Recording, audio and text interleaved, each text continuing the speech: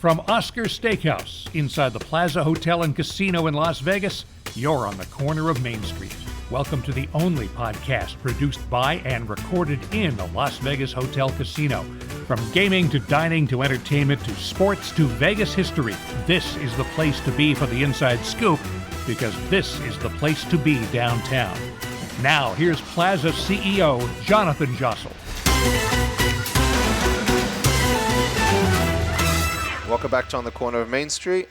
The Plaza Pod experience is back. Good to be with you, Gary. How are you today? Doing great, thank you. Lovely, lovely day here. Can't wait for summer to be over. All the exciting things that come with summer being over. Yeah, we both survived Hurricane Hillary coming into town. That was a ridiculous thing. They asked me, I was flying back from England, and they were like, oh, you can't fly back. It's not going to be safe. There's a hurricane. I swear I've never had a smoother flight in. It's never been more beautiful out the window. There was zero cloud. It was bizarre. I was like, where's the storm? I was getting a little freaked out. Nothing. So, yes, we survived the hurricane. Yeah, we had a little bit of rain, but otherwise it cooled it off, and it made it nice and comfortable the last week or so. Yeah, we did. I wanted to just mention one thing before we start today's guest and the insight into that. The city and the industry lost a legend in Tony Santo last week, and he actually was here at the Plaza from 2000, and I could get my dates slightly wrong, but 2008, 2009 till about 2012, 13. And he was sort of the first guy in gaming that gave me a lot of lessons, a lot of things, a lot of insight. He was arguably my first mentor. Obviously, Poyu Zabladovich is the reason why I'm here, and he gave me the opportunity. But Tony was really the first guy in gaming who took me under his wing, exposed me to it. He was the president of the Flamingo, Bally's Paris, did a lot of other operations in town. And he always would say the good operators, at the Flamingo at least, the good operators were doing X million, but the great operators were doing that plus more. And it opened my eyes to how much, not easier it was on the Strip, but on the Strip you just got people walk into your doors and you got guaranteed business. And back in 2008, 2009, it wasn't as easy downtown. There was no guaranteed business. There was no guaranteed business for sure. So he really took me on his wing, and he passed away, I think it was 2 weeks ago, and he gave me a couple of really good lessons. One of them I never really talk about personally, is more personal, but he was really the first person who was adamant that I should marry my wife, who's my wife today. Really? But at the time, before I knew that she was going to be my wife, he was absolutely adamant, and he said, you should. He gave me great advice in terms of, don't worry about what other people think or your parents think. It's all about what you think, because you're the one who has to live with them. So do what's best for you. And then on the business side, he was really good with team members. He opened my eyes to how important that was, to caring about your team members, to getting to know them, to taking the time to invest in your team members. And he would always say, even in those difficult years in 2008, 9, 10, as a leader, you have to put on the front. Even if it's difficult, you have to lead with confidence and exude positivity, because if you panic, then that panic spreads real fast. Right. And he was an expert at that. Even in those crisis years that we were having, he just led with strength and gave everyone that comfort that they're going to be okay. So it was pretty amazing to work under him for 4 or 5 years, and very, very sad loss for the industry. Yeah. When was the last time you had made contact with him? It'd been a while, because he went up to Reno afterwards, and then he went to Canada, and his family were amazing people. So very sad. But yeah, I hadn't seen him for a few years. Perfect. Yeah. All the best to his family and friends. And he passed unexpectedly at the age of 61. So. Oh, you read that online? Yeah. Okay, thanks. But anyway, in lighter news, I've really been quite excited by things happening here at the Plaza. One of the most interesting things in the last 2 weeks is T-Mobile had 2 concerts back to back. They had a guy called Zach Bryan, who's a country singer, incredible country singer, last Friday night, and then, 2 Friday nights ago, and then last weekend it was Duran Duran, and both bands or singers ended up down at the Plaza before performing at T-Mobile, which I thought was a pretty good feather in our cap in terms of we were obviously doing something right. Zach Bryan, his manager called a friend of mine who reached out to me and said he loves pickleball. Really? And all he wanted to do before he played a sold-out T-Mobile concert was play pickleball, and could he bring his team down to the Plaza. So 2 Fridays ago, the Zach Bryan team were all playing pickleball here, and we had some really good Oklahoma casino guests, and they were like, Jonathan, what is going on right now? Why is Zach Bryan playing pickleball at the Plaza a few hours before he's going on stage at T-Mobile? So I thought that was pretty cool. And then last Friday... Did you play him? No, I didn't. I wasn't here yet. I wasn't here. Oh, I would have Yeah. played him if I was here. Yeah. I would have taken him on for sure. But it would have been embarrassing to beat him on my own court. So. Right. But yeah, I would have played him. Okay.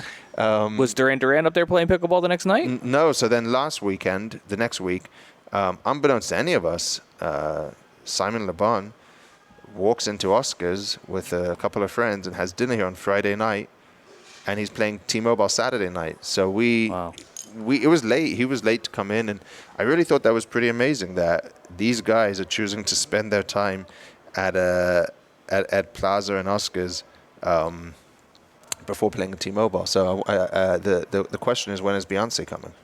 I think they're all listening to our podcast, and they'll be like, you know what, we got to get down to Oscars. We got to go play some pickleball. That could also be it. But yeah, it's a great feather in our cap that these people want to be down here, and there's a lot of good things happening here. We just finished RollerCon. A lot of people on roller skates running around downtown Las Vegas was pretty cool. Right. A couple of weeks till Life is Beautiful, so it's an exciting time. Yeah, great.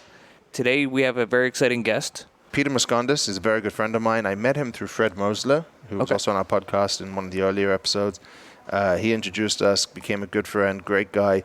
And I invited him to do this a long time ago, but it's been tough with the summer to coordinate it. I wanted to give people some insight into the inner workings of food distribution and how these casinos in the middle of the desert are getting the best, freshest produce in the world and putting out some of the best food in the world. And why are we known as a foodie city when we're in the middle of absolutely nowhere? So he was the best person I could think of to share that story.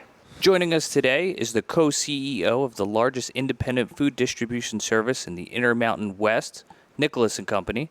Welcome, Peter Moscondis, to On the Corner of Main Street. Thank you so much for joining us today. Yeah, Gary, thanks for having me. I certainly appreciate you and Jonathan hosting me, and this is wonderful to be at the Plaza. This is really, really exciting what you guys have done as well, so thank you for the opportunity. Thank you, Peter, my good friend. Thank you for joining us. I appreciate you. You're the co-CEO, but you're also a very dear friend, so thanks for taking the time in the middle of August to do a podcast with us. It could be anywhere in the world, but you're with us, so thank you. Pleasure. We appreciate it. I don't know if you've ever listened to any of our episodes of a podcast. Have you done many podcasts? Haven't done a lot of podcasts, We've done interviews and news, but not a lot of podcasts. Well, honored to have you here. We do this just to share a little insight into the inner workings of Vegas, the history of Vegas, how things came to be. I know you've joined us for some Oscars dinner series. You're a guy who's been in town a long time, got an amazing history that we'll, I'm sure, hear a lot about. But we do this just to share the inner workings of the casino business and our industry and our town with people, and you're a big part of that. So again, really appreciate you taking the time. And as I read yesterday, everyone has to eat. So you got job security. you got job security Right, for yeah. life. So And it's been a long time since we've had any episodes where we've dived into the food and beverage side, so it's Yeah. good to kind of bring that back up. from a So different perspective. from a completely different perspective than the actual operators of the restaurants around town. So if you can kind of give us a little bit of a history of what Nicholas & Company was and how it started. Sure, I appreciate it, Gary. Thank you guys again for having me. So Nicholas & Company, Nicholas actually was my grandfather. So I'm third generation. We are actually now in fourth generation. The co-CEO is my wife, Nicole. So she's my right arm. She's the best of me, as we say. But Nicholas, She's an amazing lady, by the way. Thank you, Jonathan. Great friend Appreciate it. as well. And you said on the way in here, sorry to interrupt you No already, worries. but you're third generation. Correct. And we are redoing our south entrance. And Peter was just telling me the people doing our south entrance are Yesco. Mm-hmm. They're fifth generation. Yeah, they're going into their fifth. I mean, third generation means you're the third member of your family to be running this business, right? Yeah, correct. So that's almost unheard of in America. Never mind fifth generation. Yeah. To be third, that's pretty amazing. So congratulations. Yeah, well, thank you. My father reminds me all the time is, you have about a 2% chance of, making it. And so I'm reminded that, yeah, I'm like, thanks, Dad. Greek father, remind me every day. There's motivation, right? Yeah.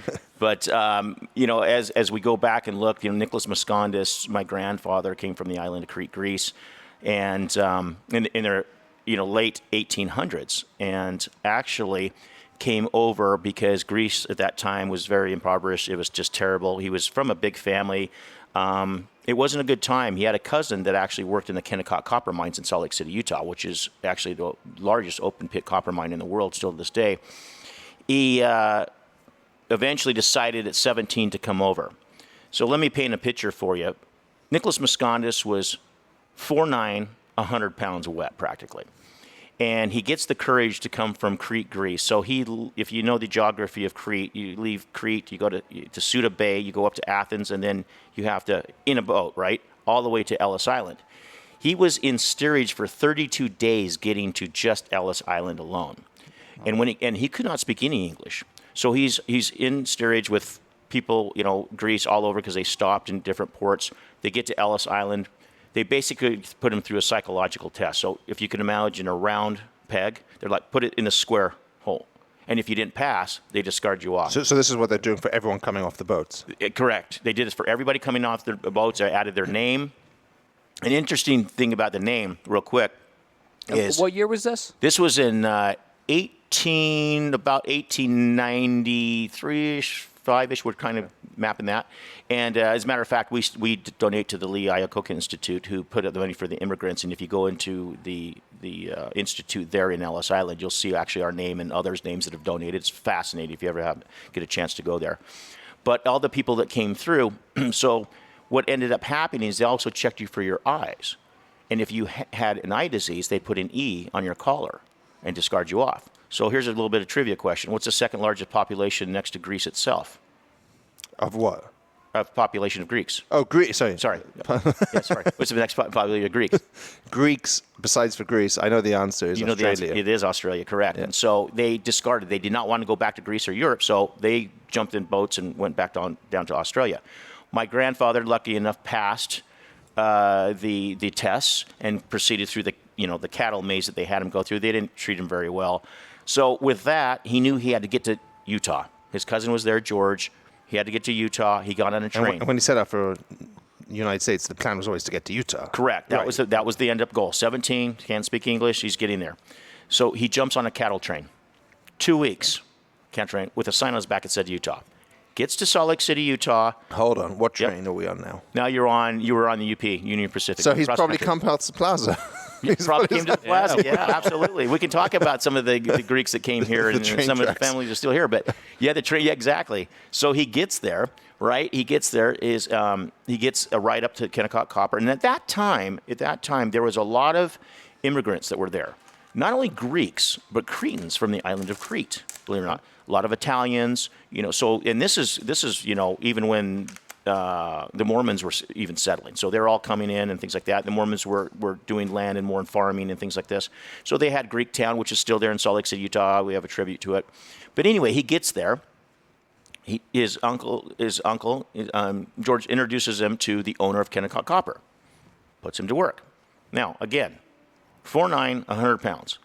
Gives him a 110-pound air jack. So they're air jack, right? So he lives with his cousin. 2 weeks goes by. He comes home. He's working the night shift. He comes home and he shakes this slip in his hand. He goes, look, George, I got a raise. He goes, no, Nicholas, that's a pink slip. In America, that means you just got fired. So he did. So the owner of Kennecott fired my grandfather because he could barely hold his air jack. Yeah. So time went on. And no one called OSHA? Yeah, where was HR? Not in the 1890s. No. And so what ended up happening, he did some odds and ends jobs, worked at bars and all these things, but he ended up getting, which is fascinating, he ended up getting a job with a bakery. And at that time, you had to earn your route. Mm. So in order to earn his route, because he was, just starting this opportunity, he would go down and pick up the grain and wheat from the Union Pacific Railroad. And they'd come in anywhere from 50 to 100-pound bags. They would wheel them down, and he'd take them. While this was happening, the conductors and the train engineers would also be pulling off cans of peaches and fruit. Well, the history of Salt Lake City is there's a city up north called Fruit Heights, hence its name. They had like 13 family canneries. They produce all these wonderful, and mainly for retail. And so they produced all these cans. They'd bring them down on the train. So when Nicholas was down there picking up the wheat and some of the barleys and grains, flour, he noticed that they were discarding some of these canned goods off the side of the trains. And so he walked up and he says, hey, Gary, he said, what are you doing with these cans? Nothing, Nicholas. We can't sell them. They have dents on them. Can I take them? Sure, take as many as you want. So he would go home with the wheat and all these bags.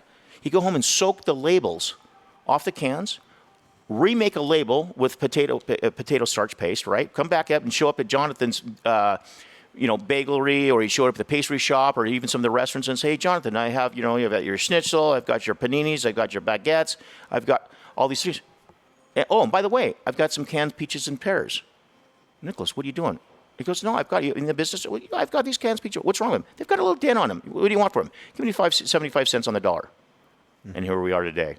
One of the largest, doing over $1 billion in food sales, and still going to fourth generation. Now, my son, Nicholas, his name is Nicholas, and my daughter are both getting their degrees and coming in through the business, and there's a pathway that they have to go through this. And she's a sophomore in college and studying in business. Is it like the royal family? Are you the first sibling? Are you the first child that your children automatically become into the business, or do you have any siblings that might challenge them for rights into the business? So I have a sister. She was in there for a brief time, but really elected to go a different path, and then it was just me. And I always wanted to be driven to do this. I just enjoyed it. Yeah. It was tough. I have a very strong, wonderful father, but a loving, heavy hand, right? Mm-hmm. And a wonderful mother, who my father is still alive, 89. Calls me every day. I met him the other night. He is sharp as can be. Sharp as can be. Knows everything that's going on, telling jokes, keep busting people's balls. Oh, yeah. No, it's true. And Jonathan's right. I bought all the stock from him. He no longer is involved in the company. I made two smart-ass remarks. I said to him, he goes, "Oh, I'm just an employee." I said, "Dad, you don't even own the company. You're not even an employee. Don't be a wise ass," right? And the other thing is I did give him his iPad, because he would go through, in the old days, he'd go through the green bar paper, but now he goes through his iPad. He lives in Dallas now, and he and Mom, with my sister and brother-in-law, and he'll go through his iPad every morning, and he'll look who's, the plaza, what they buy. Oh, they didn't buy lettuce, or they didn't buy, cheese, or they didn't buy steaks this week, or whatever. And he'll always bang on me about, do I need to come back? But when the numbers are good, he sends me the emoji with a thumbs up. When the numbers are not good, he sends me the poop with the eyes. He's 89. God bless him. So it was wonderful. And two quick questions, Peter. What is the food distribution business? So really, the food distribution came about because retail obviously was the dominant side. You all know retail is a smaller pack size. You go in there, and they have a variety of, fruits and vegetables, like we talked about with my grandfather, but they're a smaller pack size. What came to be was actually institutional food distribution, or food service, where the restaurants needed a different quality, a different spec, and a larger size. Right. Is really what it came down to, right? So, as a matter of fact, at one of the universities up in Utah, we actually did a cutting, and to show the difference in retail. And one of the things that it's spec driven through chefs, and what they wanted to see is uniformity. So in retail, they weren't getting quite the uniformity. In food service, what they decided to do is get with the manufacturers or the growers and say, if I want canned peaches, I want those two in halves, sliced in half. I want those two to match. They weren't getting that in retail, right? So they made a spec. And what ended up happening is blowing up into food service. So now your chef, Jonathan, here at the Plaza, they get a different spec than going into the grocery store. Also, there's more of a consistency, because chefs rely on their recipes, and people dine because of consistency. Right. And so what happens, Gary, is when the chefs come and look at the product, they want to make sure you have top-notch shelf and quality, but you have a consistent product all the time, because they're tailoring their recipes towards it. Right. And when you change that, it blows the whole dynamics out. So when Dad actually coming back, and we'll talk about a little bit of Las Vegas, in 1966, he and 13 independent food distributors formed the Nugget label. And it was quite the name at the time, and it was basically going and seeking customers, but taking one step with chefs and saying, what do you want in the industry? Okay. Well, this is what we're looking for. And one of the gentlemen that helped that, and was a dear friend, was Jim Shatakis of Shatakis Wholesale.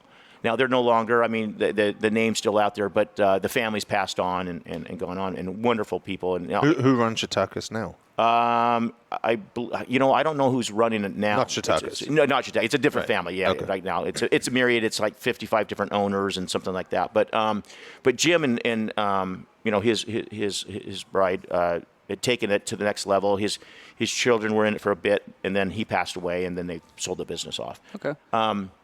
If you could kind of walk our guests through the logistics of, Las Vegas is a desert. We don't grow much here in Nevada, right? So how does... You don't eat the fish out of Lake Mead? No. But although you do have ice cream. Good Humor has Ken's dressings are here, so there's some. But first, go ahead, Gary. How do they get here? Right. Yeah. I guess that's the question: is how are you delivering fresh food? Basically to the desert, Right. From everywhere in the world. That you're being able to source fish and be able to source meat and things like that. How do you get it fresh to such an area that has nothing to produce itself here locally? Yeah, one word: logistics. As a matter of fact, my son is getting his degree in supply chain management at TCU, and that's one of the biggest opportunities out there that you're seeing that's happening, right? I mean, we're dealing with the Amazons of the world and others, and transportation, logistics, train. Some people say the train would go away. It's not. Maybe the plane, that's not. I mean, that's how we're bringing it in. It may be on rail, it may be on rubber, and it may be in the air, and we're bringing it in from all over. We carry thousands of line items of product in our warehouses and distribution centers, but we process hundreds of thousands of product from all over the world, for maybe it's a special order or somebody wants something. If it's out there and accessible, we will get it. If Jonathan's chef says, Peter, can you find me a brown kumquat and it exists, we'll do it. They also may have the resource too. They may say, hey, my friend owns a seafood company, is the catcher. I know the fisherman, I know the captain. Would you work with them? Absolutely. We just ask is give us the first right of opportunity and let us prove to you we can do a good job. And then if we don't, the alternative. What we try to also do is bring a variety of different items to the restaurants. Now, Oscar's beautiful steakhouse provides a lot, but chef will also put different specials on. Yeah. So we go out and source. Okay. So he may say, hey, this week I'm going to do a truffle baked potato, or I'm going to do, or a simple mac and cheese, or I'll do it high end, who knows what it's going to be, white French truffle, right? Some of the most expensive things with saffron, whatever. But my point is that if they want these and these things exist, we're bringing in. We bring in cheeses from all over the world and all sorts of things. And so when I'm sitting in a restaurant and they say this sushi's from Japan or this sea bass is from Greece, true. They're flying that frozen sometimes same day. No, and some not frozen. Sometimes live. I mean, the lobsters that we shoot and the oysters and stuff, they're all live. I mean, that's what's fascinating is the logistics has come so far. I mean, you think about it. You come from... my grandfather. By the way, there's Chef Ben right there, the best chef in Las Vegas, right there. Hey, chef, how are you? Chef of Oscar's just walking through as we're talking about the best food. I think he can hear good food. No, it's great. And a plug to him. And we talk about what's the largest island or state that consumes spam the most. It's Hawaii, and he obviously came from there. So we do spam all the way up to high-end truffles and oysters and fish, but. The thing that we want to do is provide not only the items but the service to go with it. Jonathan, you talked about frozen fish. There's a place, there's a purpose for it, but people also want live product, right? Let's look at produce. Produce will turn. I mean, strawberries could turn within 6 hours depending on what they're exposed to because of the climates. So we're pulling produce from Mexico and Arizona, California, Florida, but all over. It could be Costa Rica. Even Canada, into our backyard. You'd be surprised how much local product comes out in a certain amount of time, especially in southern Utah. Yeah. So those are the things that we're doing. What would be the timetable from a fish or sushi that's in Japan to your plate here in Las Vegas? Like, what does that logistics look like? Probably fresh on a plane. Fresh on a plane. They're probably less than 3 days. I mean, you're loading it, you're flying it. Usually they're flying it at night because they're usually going to put it on. Some of them will put on the major airlines, commercial airlines, but most of them will put them on cargo airlines because they're made for that, and they can turn around. I mean, as early as 24 hours. Just depend. But you've got flight times and things like that they're working with, and it depends also on the pattern with the chef calls and when they're processing product, right? Okay. So and then it's coming into your distribution center, directly. Put onto one of your trucks, and truck drives to one of the hotel casinos, loads it in, and then it's on your plate. I mean, I'm delivering to 9 states. I'm coming in distribution centers. Products coming in. I'm turning it. Sometimes I'm turning it within 12 hours. Sometimes I'm turning it within 24 hours of that order being placed. That's pretty impressive, no, right? Amazing. It's better than Amazon. Yeah, yeah. Well, and the thing is we're pretty accurate. I mean, that's the biggest thing. But like Amazon, there's a place for that. We're not at Amazon, and we don't want to be. I'm not necessarily want to be the biggest, but I would like to be the best. Yeah. And that's what we train toward. And there's a culture behind that. We have a culture. I don't know that they really do. I mean, they're publicly traded. We're not publicly traded. We answer to Main Street, not Wall Street. Right. Yeah. On the when your grandfather was doing this in Utah, I'm just fascinated because there was no planes, there was trains, but no one was bringing food in, fresh fish, and all these things. So he built the business around local produce. Obviously, scaled hugely. When then did you decide to move this and grow it into other states and specifically into Las Vegas? Was that your decision or was it your father's? Were you already in Las Vegas at that time? Vegas was our decision, but really, to give Dad credit, how we ended up into Vegas was we were serving a lot of the national accounts. So all the fast food, most of the fast food companies that you can understand that they're here today, we were coming down, but we weren't delivering every day. They were only taking a couple, maybe 3 times a week delivery, right? So it was easy. It was easy to run down there, but the challenge was the recovery. So if a manufacturer was out of something or whatever and they needed it, you had to find the product. Really, when we came into Vegas was when my father was getting ready to step away from the business, and I told him, I said, Dad, his name's Bill. I said, Dad, I really think we need to expand into Las Vegas from a territory side. And that term we use that is where the independent restaurants are. Oscar's is an independent restaurant, a lot of them. From down to the little diner all the way up to, big national accounts. But really, it could be one restaurant. And that's what's considered a territory, street account, if you will. Yeah. And I said, I believe we need to come down here, not only to service the national accounts, but I believe it's time because if you look back in the day in the history of Las Vegas, it was built all on family businesses, especially in food service. Mm-hmm. There are not a lot anymore. They're publicly traded. We're not. And we've been around a lot longer than they have. And our name means everything to us. So bringing that back was a big motivation for us. And we love the city. We had a lot of history and lore from coming down for food shows at all the hotels with Mom and Dad to now my kids, they graduated. They went to the Meadows School.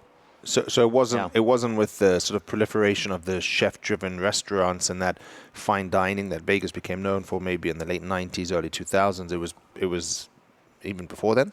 I would say before then, but customers really, Jonathan answered it a different way, is customers really would drive our business. If you opened up, say, another Oscar's and you say, hey, I'm going to open up one in Boise, Idaho. Okay. That's what's really driving us. You're going to come service me there. Correct. And we do service that area. I mean, okay. But does that make sense? Yes. Yeah. Your customers are determining correct where you're growing to. Now you said you're in 9 states? We are. We're not in 100% of those states, but we're touching a lot of them, right? So we're in, we're up in Oregon, but we're not touching all of Oregon. We're in Washington, not touching it at all, but we're doing all of Idaho. We just opened up Montana, all Utah. We do most of Wyoming, but it's pretty desolate up there. Yeah. Nevada, parts of Arizona. And so we're in Colorado, and we're touching and going into California, and we're getting pulled even more into California because we service and we have a distribution in Reno, right, which is growing as well. Are there any sort of restrictions or licenses like the liquor distribution? Is it more of a free for all? Yeah, I would say if you ask my father, he'll tell you there's probably 65 regulatory agencies that we answer to. I don't know if it's that many, but I know it's more than 55. Let's put it that way. So he's pretty close. There are. I mean, there's restrictions from what you dress your truck up like. A lot of them want tail cones for streamlining the tail of the tractor. Mm-hmm. They want the hubs covered. That's California regulation. That doesn't apply in Nevada or Utah or the other states that we go to. But other states have different regulations. Like Arizona will not let me handle too long of a truck, like handing back-to-back doubles of 53-footers. I have to break those down to smaller trailers. So when we load our trips, again, and going back to logistics, is those workload planners that are our team members that are working in our warehouse, they're looking at the diagrams and the weight loads that are going in those order sizes, and they are determining, much like the airlines do, what size of that plane, what the weight is, right, and the balance is going to be on that truck. And hours of service, because they can only work 11. They can only drive really logistically 11 hours, and then they have to sleep. The truck drivers. Correct. So and that's 11 hours there and back. Drive time. We don't do that. We every driver comes back home. Now, we do have routes that drivers will say, hey, I'd like to stay over because they're going to stay over and then come back. Yeah. They have that choice to do that. But one of our selling points, too, is that every driver will come back home to their families, and we want them safe. And that's very, very important because where we go, we have drop depots, yeah, so they can stay, drop a trailer, and then there's local residents. So Boise, you have a drop trailer, you have a trailer area there, right? Depot, we call it. We go up, we drop a trailer. Those local drivers pick up and go there. So they're all going back home. That driver just turns and comes back home. And we backhaul product, too. Right? Speaking of trucking, just because I think you'd have a strong opinion about it one way or the other, what are your thoughts on the driverless trucking technology that's starting to come out? And, I'm sure you're looking at different technologies to speed up, that delivery time anyway. Correct. But What have been your thoughts on seeing? I'm sure you've seen some of the driverless trucking. Well, I put money down on the Tesla truck a long time ago, and they still haven't delivered it. We looked at Nicole because they had a connection to Utah. I actually sat on the governor's economic board up there at one time, and we did an incentive for them, and it was always post-performance, so they had to perform. They didn't. They were bankrupt. We looked at Kenworth has one out there, but the challenge is they're really expensive. So what I can get in with the tractors is that I'm running right now, of course it's using diesel fuel, versus the electric, and it's a range issue. So you have weight, and then you also have weight to be able to pull product because that trailer is full. So the challenge is the electric, even in the cars, they're not foolproof. I mean, they're still trying to work them out. I mean, a great idea. I think what you're going to start seeing, and I've seen this with CEOs of large automobile companies that are coming out, is that they're going to probably go to the hybrid. Yeah. Two things. Politically, I think it pacifies the oil and the electrical side of things for both sides that you take. Yeah. The other thing is then you have all this waste with the batteries, right? So you still have a bit of an issue, but you're appeasing both sides, and you can get the range, and you can still get the torque and power. And I think you're going to see a pivot in talking to car dealers and owners that I think you're going to start seeing that pivot back to a more hybrid. To a more hybrid model. Yeah. Okay. Yeah, and the trucks as well, but. Things are expensive, right? I mean, people don't realize that not only you have the tractor, but you have a trailer, and you have two sources of fuel. The trailer has to be cooled. I mean, all our trailers are temped. You can't put food, right? Yeah, I mean, you can't put produce in a 110-degree trailer along with frozen. What you do is you have those, Thermo Kings or those coolers chill down those trailers that are insulated. We got 4 inches of insulation. We have 4 inches insulation around, and then 3 compartment. Frozen, cooler, dry. Whenever I see one of your trucks, I always take a picture of it and send it to you. You're very kind, and I appreciate it. Especially when I'm in Park City. I see his trucks everywhere in Park City. I take a picture of the truck, make sure the driver's doing a good job, parked correctly. Yes. Got his lights on, doing everything the right way. You're very kind, and I love it. And I send it to the drivers. I send it to the team because, there's nothing more proud, especially to be a family member with your billboard going down. That's why they're white. Because, nobody wants to go into a dirty restaurant, right, or a hotel, but nobody also wants to see, dirty trucks or the inside of a trailer. Oh, so that's interesting. That's why you have them white. Okay. Yeah. So I mean, I am fascinated by this business and this operation. You have, like, in Las Vegas, I read the other day, something like 4,500 restaurants approximately. I read it's also the highest per capita, I don't know, in the country. I'm not sure if that's accurate or not, but that's a lot of restaurants. And then you look at it from the perspective of, the Plaza, we have 1,000 rooms, but if you look at the Venetian Palazzo, 7,000 rooms, and you got 30 plus restaurants there, that's a small city. In many places, that would be a small city. Mm-hmm. That many people, being in charge of a place like that is like being the mayor of a city, or you're overseeing a huge operation, and the amount of food and produce that's going into those places. And not just that, you got the high-end restaurants that's selling duck from a specific place. You're selling fish from a specific place. That operation is unbelievable when you think about all the pieces that have to come together for the consumer, me and you, who go for dinner, sit down to eat something like that. Right. It's an unbelievable process that we're living in a desert and eating this, and it's all happening through the supply chain that you basically oversee a big portion of. So it's a fascinating insight for our our listeners to be able to be exposed into that kind of insight. So I appreciate you sharing that. No, I appreciate Jonathan having me. I mean, it's really neat. I mean, Nicholas and Company is trying to do the right thing culturally. I mean, Nicholas was my grandfather, but the company and the people. How does your Greek heritage influence the culture of the company today? How many employees do you have right now? Almost 1,000. Well, we had more about right now we're about 1,000. Why it was COVID an impact to you? Yeah, it was. I mean, it was the first time just a side story. It was the first time we ever had a layoff in the history of our company. We laid off 12%, and then when it came back, we ended up keeping 9. We ended up hiring 9% back, and ended up paying. So people took a hiatus. Nicole and I, we didn't take a paycheck. We put a hiatus. We had customers pay COD going forward. But we worked really hard. We worked through it. We retro paid all of our team members with bonus and came back. And so basically that maybe 3% you said to come back, we were probably maybe a little bit too much fat on the bone, if you will. Mm-hmm. We probably duplicated too much. So it gave us an opportunity to kind of right size. And now to this day, I mean, we're still hiring, which has been fascinating, and we appreciate it. And it made COVID was, it was a test.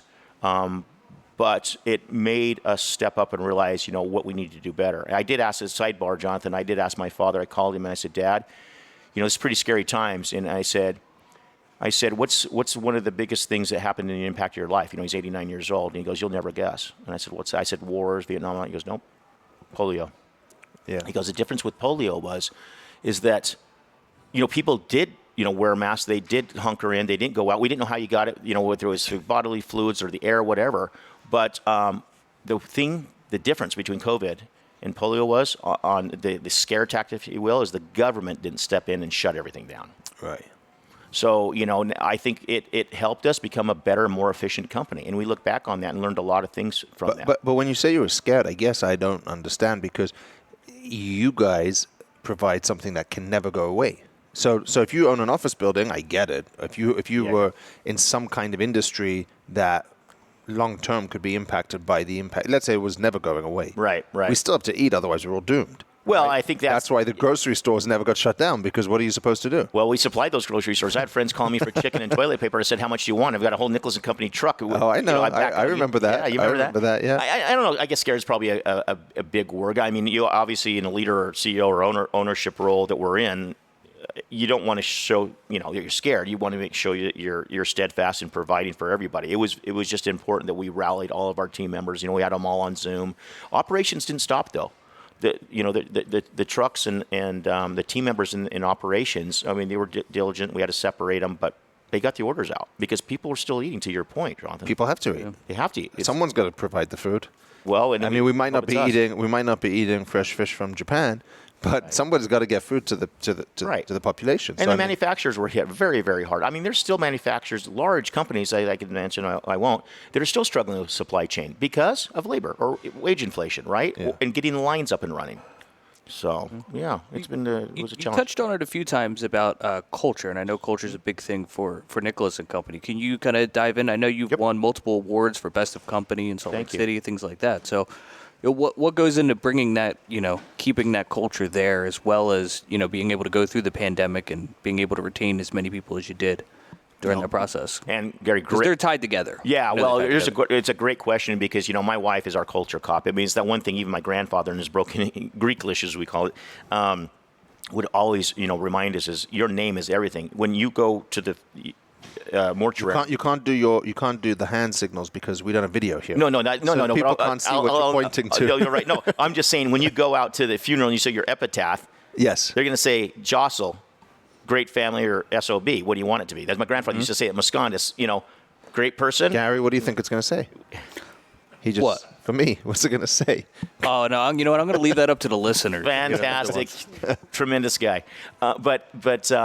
So the name is everything. But this is interesting, Gary. You bring this up, and I'm going to tell you about what we went through on a cultural.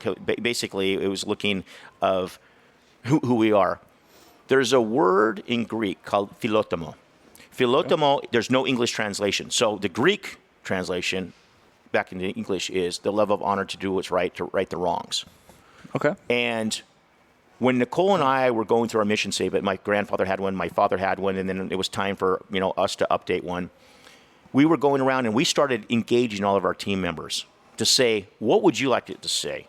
And we had their kids. Guys, for 9 months, I had in my house all sorts of sticky notes and the Post-it paper, and down in the office we had and everybody's writing stuff down. And we kept coming to this word philotomo. And Nicole and I are like, man, is it just too Greek? Is it going to freak people out? He can't say it. Is it weird?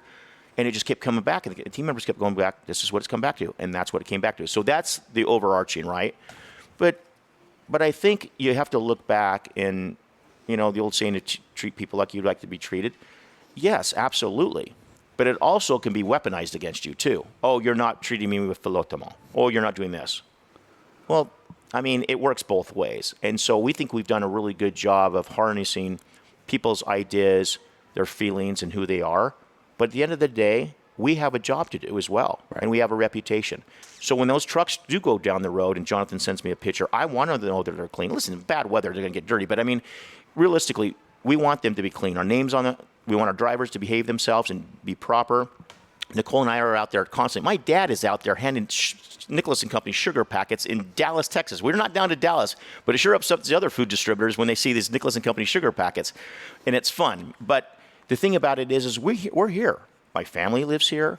We spent hundreds of millions of dollars investing in this town, right. And we're continuing to invest in this town, and we just want to do what's right. Again, you look at all the hotels.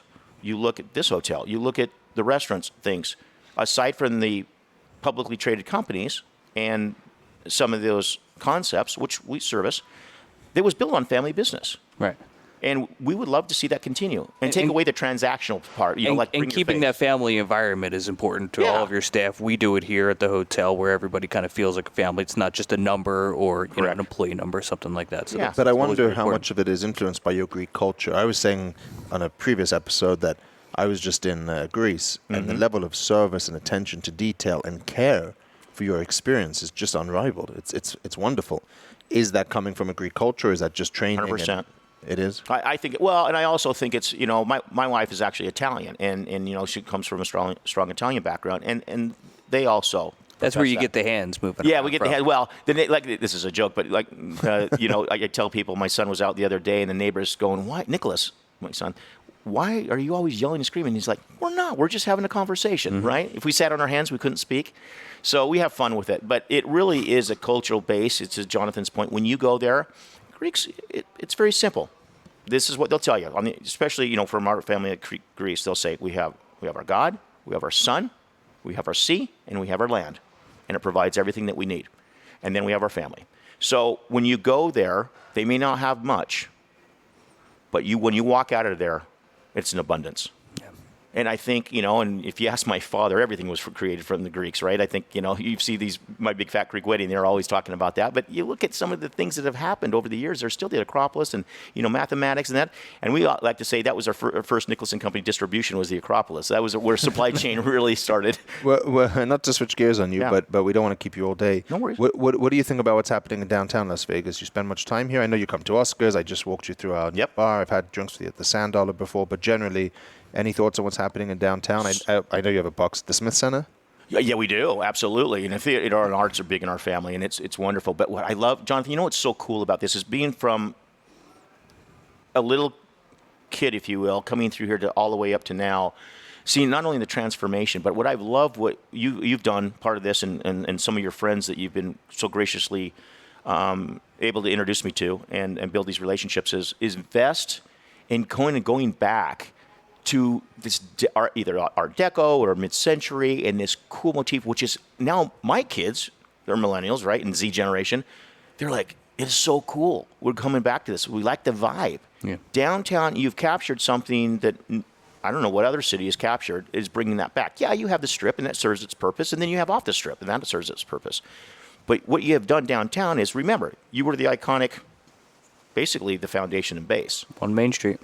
And it's where it happened, and you're bringing that back. And to keep that is hard. It's not easy. It's like keeping your culture, because the bigger you get, my dad, he'd walk in the warehouse, he knew everybody, right? Now we're a big company, and I try to do a really good job. That's probably one of the hardest challenges. And so when you're challenged by big, either whether publicly traded companies or trying to put some kind of concept on the corner that has 4,000 concepts, you don't need any more. Mm-hmm. It is a challenge because you want that family feel. So I hope that's answered what I've seen, but I love what you've done. Oscars, I like the motif. I like what you've done downstairs with the carousel and the bar. Any favorite restaurants down here? Yours. Yeah. It's definitely done a good job. Very good answer. Yeah. Just wrapping up, we ask this question to all of our guests, and I especially want to hear your answer. What advice would you give young entrepreneurs who are looking to get into business or into the food distribution industry? What advice would you give young entrepreneurs kind of coming out of college or working their way up? Find a mentor. Okay. I truly believe culture is, they say culture kings. It's not a cliche. It truly is. It's hard for a younger person to come in and find that. But when they find something they really like, that's a culture. Yeah. Now it's trying to emphasize that and magnify it 1,000 times. And so I truly believe, and even to this day, is surrounding yourself around people that are better than you, and what are other aspect that you think is better, right? It could be work ethics, or it could just be how their religion, or how they take care of themselves, or their family values. And don't lose that, because people cling to that. I think people also, they cling to positiveness and energy, and there's so much negativity and social media and the bullying stuff, all that you can really go down a rabbit hole. Put yourself around things that are really, really positive, and it sounds easy. It's not easy to do. Right. It's really crazy you answered that, because at the start of this episode we talked about my first mentor in Vegas, and now you just said that was your advice. That's pretty crazy. You weren't here for the introduction, so that's pretty crazy. That was your advice. I know we normally end on that, but actually, seeing as you're the food guy, any favorite restaurants in town? And I know your favorite restaurant is Elia, the Greek restaurant. That's my favorite Greek restaurant in town by far. So shout out to our friends at Elia. Yeah, they do a great job. No, of course they do a great. It's a bias, because it depends on what cuisine you're looking for, or just your adventures. I mean, there's many. Jonathan, you're putting me on the spot, because there's a lot of customers, right?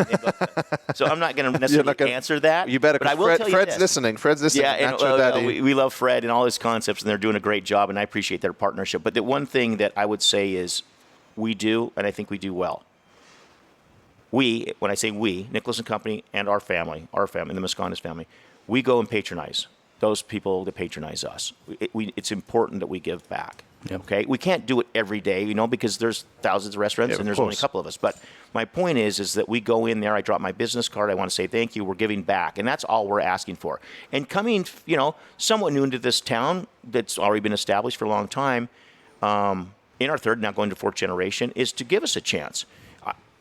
Jonathan, you've been wonderful, introducing me to your friends that are in the hospitality industry. All we're asking for is a chance. Right. Go in there, because here's the difference.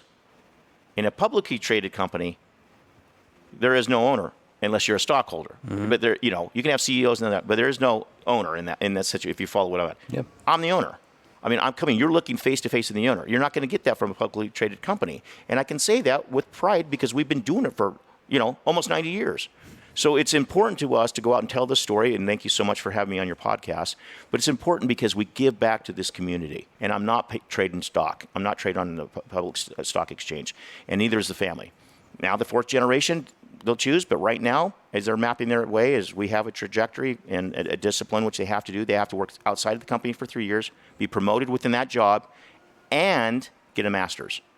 Now, they can do whatever they want, but if they don't do those rules, they can't come, because who's going to respect them? They can't come in as Right. Yeah. You know what I mean? Yeah. You don't want them just to be your children. Right. Correct. They got to stand on their own. So thank more generations to come. Amen. So thank you so much for joining us on the corner of Main Street. If you want to stay up to date with Nicholas and Company and a little bit more about their story, go visit their website, Nicholas and Company. Do you do any social media? I'm not the one who does the social media. The company really does it. They're all over that. So the Instagram, the Snap. I mean, they're doing nicholasandco.com. I mean, you'll get linked into all that. Twitter, which is now X now. So they're really good. We have a great marketing team that keeps up with that. So, perfect. Yeah. Thank you so much for being our guest today. Thanks, Jonathan. Thanks, Gary. Are you a fan of On the Corner of Main Street? You're listening, so we'll assume that's a yes. So share the love, rate, review, and tell a friend to subscribe. Also, follow us on Twitter and Instagram @PlazaPod, on Facebook, Plaza Podcast, and feel free to write to the man himself @Jonathan Jossel. We'll see you next time, right here on the corner of Main Street.